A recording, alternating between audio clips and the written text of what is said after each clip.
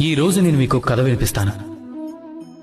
ఒకప్పుడు ఒక వ్యక్తి తన ద్వారం మీద ఇలా రాశాడట: నేను ఎంతో దుఃఖంలో ఉన్నాను, దయచేసి నన్ను కలవడానికి ఎవరూ రాకండి అని. కొంతసేపటి తర్వాత అతని మిత్రుడొచ్చాడు.